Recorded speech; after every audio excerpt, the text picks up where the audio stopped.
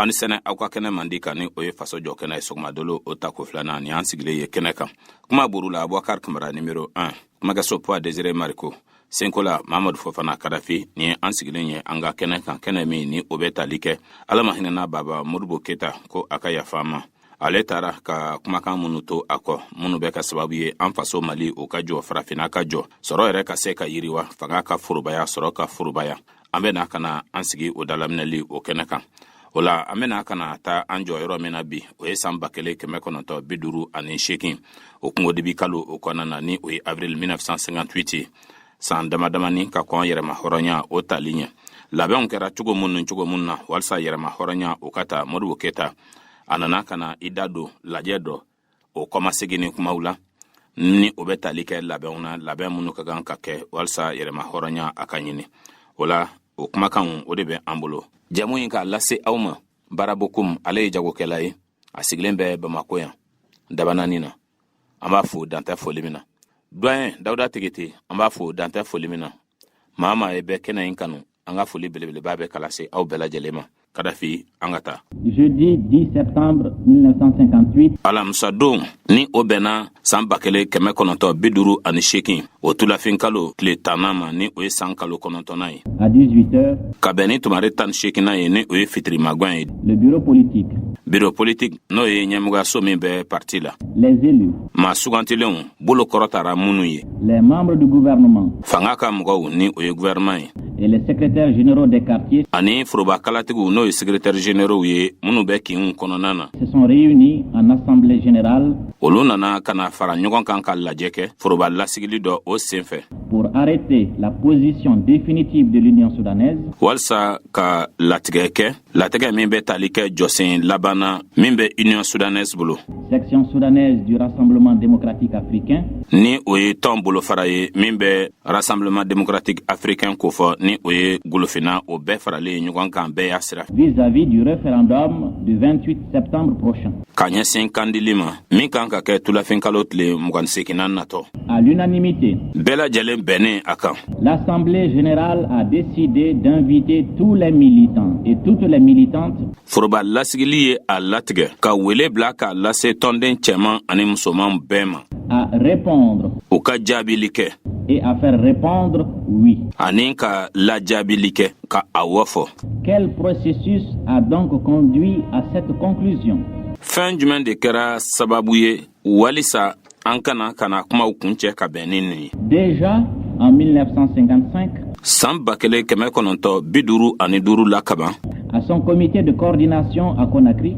A ka ɲɛmɔgɔyaso ka lajɛ dɔ ni o ye jɛda ye min bɛ to ni kofɔ ni an ko ma ko comité de coordination Conakry. Le Rassemblement démocratique africain a invité le gouvernement français. RDA ni o ye fara ɲɔgɔn kan kulu ye bɛɛ y'a kɔnɔna farafina ni an ko ma ko Rassemblement démocratique africain. A ye welekan bila k'a lase Faransi fanga ma n'o ye gouvernement ye. A engagé les institutions des collectivités de base dans la voie de la fédération. Ko a ka duguma marabolow la sigidaw ka olu la wuli ka jɔ fara ɲɔgɔn kan kulu okumun kɔnɔna na. Au congrès de septembre 1957.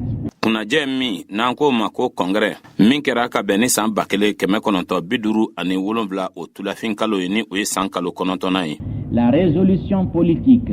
Fɛn min latigɛra politiki ko sira fɛ bɛn kɛra fɛn min kan. Affirmait le droit inaliénable des peuples colonisés à l'indépendance. O tun b'a jira k'a fɔ ko jo bɛ mɔgɔ maralenw olu bolo jo min ni tiɲɛ cogo tɛ a la walisa u k'u ka yɛrɛma hɔrɔnya ta. Et définissait clairement. Wa a kun bɛ ɲɛfɔli jɛlen kɛ. Notre option pour une communauté franco-africaine. Min bɛ tali kɛ an ka jɔsen na o jɔsen min ni o bɛ don kulu o kɔnɔna na kulu min ni o bɛ farafina ani Faransi kofɔ. À base égalitaire. Min bɛna kɛ jusigilan kan jusigilan min bɛ tali kɛ damakɛɲɛ na. Assurant ainsi à chaque membre. Min bɛ kɛ sababu ye tɔn a mɔgɔ fɛn o fɛn walima tɔn a jamana fɛn o fɛn. France comprise. Faransi sen bɛ o la. L'indépendance dans la gestion de ses propres affaires. Ka yɛrɛma hɔrɔnya kɛ o jamanaw bɛɛ kelen kelen ka ko ɲɛw ɲɛnabɔli la. Réservant aux instances fédérales la gestion des affaires communes.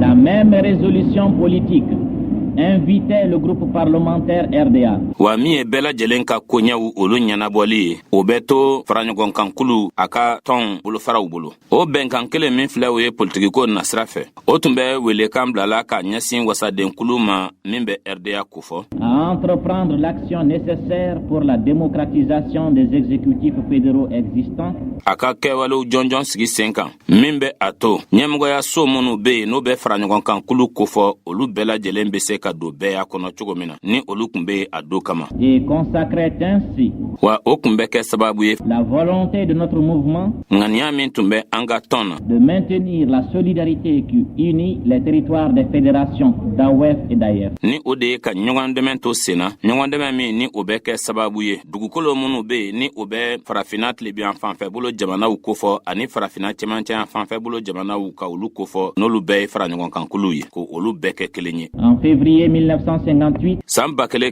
1958 ngogwɛ kalo la ni o ye san kalo filanan ye. la conférence de regroupement des partis africains lajɛ min ni o nana kɛ ni o bɛ tali kɛ farafina a partiw la définissait nos liens avec la France o ye dannatigɛli kɛ ka ɲɛsin an ka jɛɲɔgɔnyaw ma ni faransi ye et le cadre dans lequel devaient évoluer nos territoires. ani hukumu min kɔnɔna na an ka dugukolow an ka jamanaw kun ka kan ka baara kɛ u kɔnɔ États autonomes jamana minnu bɛ u ka kow ɲɛnabɔ u yɛrɛ ye ayant la faculté de se regrouper au niveau des fédérations actuelles cogoɲa bɛ minnu bolo ka se ka fara ɲɔgɔn kan sisan fara ɲɔgɔn kan kuluw kɔnɔna na par abandon volontaire d'une partie de leur souveraineté ka a dabɔ a kama u ka yɛrɛ kuntigiya fan dɔ bɛ yen ka u ye k'o to yen pour adhérer à la fédération. walisa ka don fara ɲɔgɔn kan kulu kɔnɔ En juillet, kerifɔ kalo la ni o ye san kalo 7nan ye il y a donc 3 mois, o kɔrɔ ye k'a fɔ ko o kalo 3 ye nin ye notre mouvement et le PRA an ka tɔn ani para reprenaient les mêmes idées olu tun bɛ ka segin o hakilinan kelenw de kan en les assortissant du droit de libre détermination, ka hakilinan di u ma min bɛ tali kɛ u yɛrɛw ka ko latigɛli la u yɛrɛw ye en précisant les prérogatives des instances fédérales faraɲɔgɔnkankulu ka lasigida minnu bɛ yen olu ka kokɛtaw ye minnu ye olu ka baarakɛtaw ye minnu ye ka olu bɛɛ perepere latigɛ diplomatie, jamanaw ni ɲɔgɔn cɛ ko la monnaie,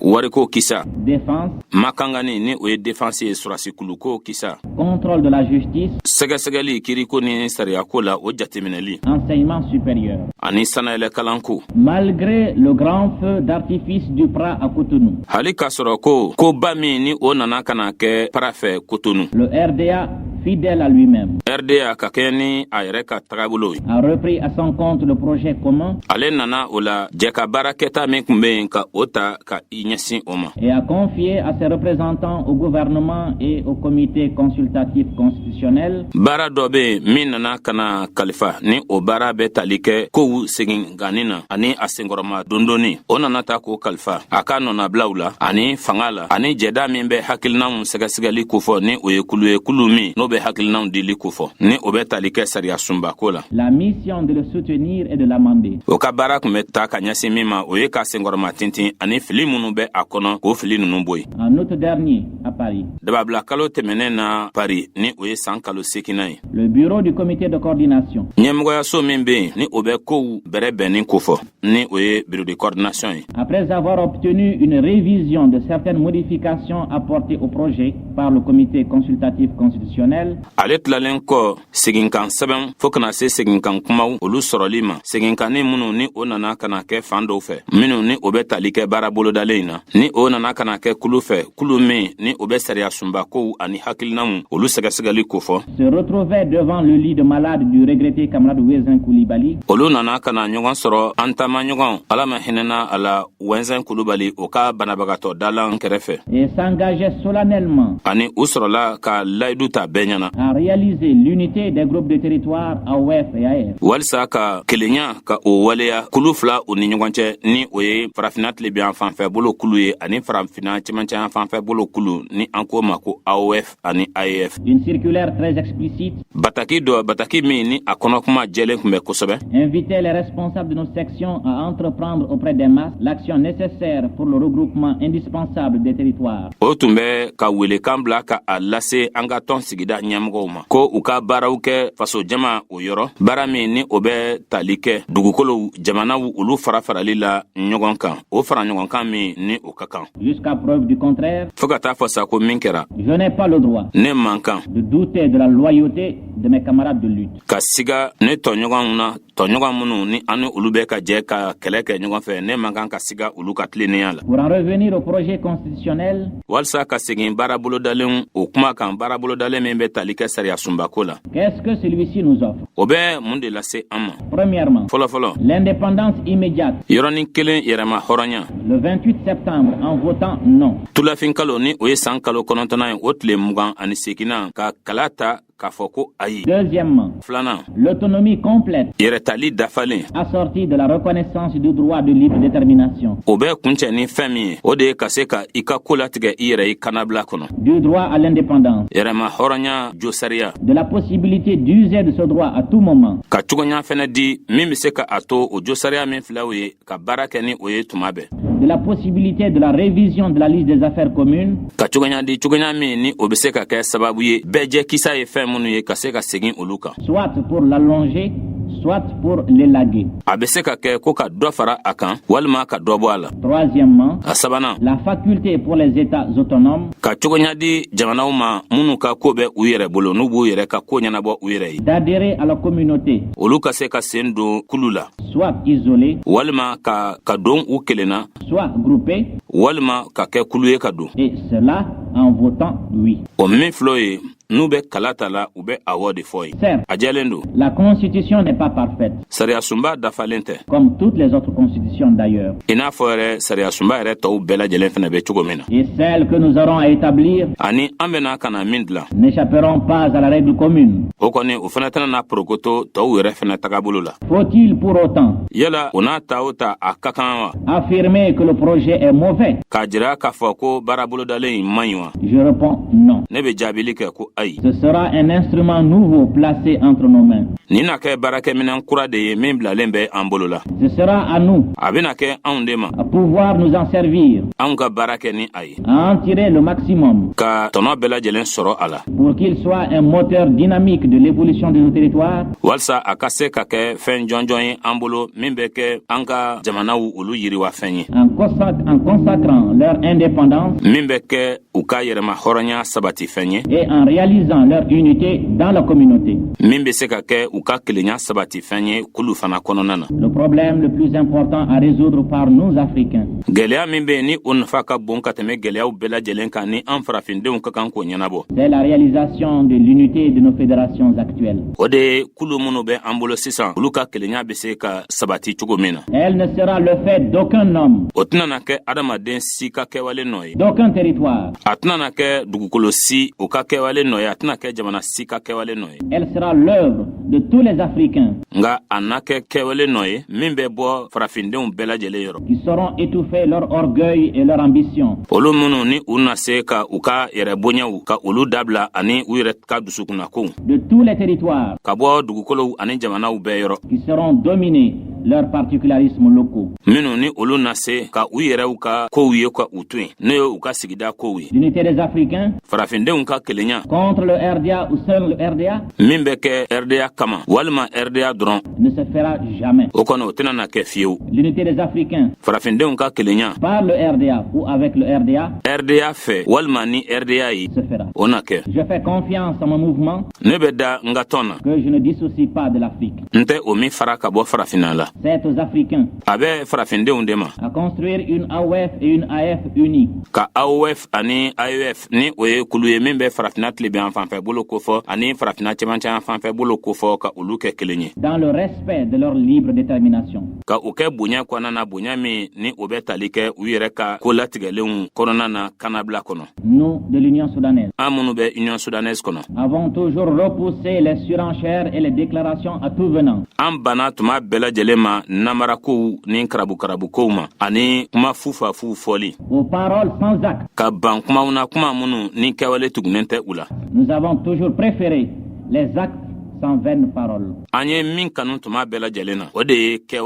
kewale munu ni kuma gwanzan tugunente ula. Nous ferons l'expérience de la communauté franco-africaine. Kulu membe farafina ane Francis kofo ana okulu sigi senga. Nous mobiliserons toutes nos énergies Anseko dama ira ye fenfanye ana obeke. pour la construction de l'unité africaine. Walsa farafina ka kelenya okaseka jo okaseka gla. Soudanaises et Soudanaises, Sudanka chema ane musoman. camarades fonctionnaires, Ambara nyuga munu be no luye furba barakelawi. agriculteurs, Senekelaw, éleveurs, bagamaralaw, pêcheurs, moninkelaw, anciens combattants, kelekechekorow, employés, barakelaw, ouvriers, surukaw, artisans, bola barakelaw, commerçants, jagokelaw, africains et métropolitains résidant au Soudan, farafindenw ani farajelaka munu sigilen bɛ Sudanya. qui ne sauraient rester indifférents à l'option historique du 28 septembre. Olu munu n'olu tɛna se ka to sigilen ye ka u bolo fila da u sen kan ka a ɲɛsin jɔsen ma jɔsen min ni o nana kana ta ka bɛn ni tulafin kalo tile 28 ye ni o ye san kalo 9 ye ni o na to tariku kɔnɔna na ni o na to dɔfɔ kɔnɔna na.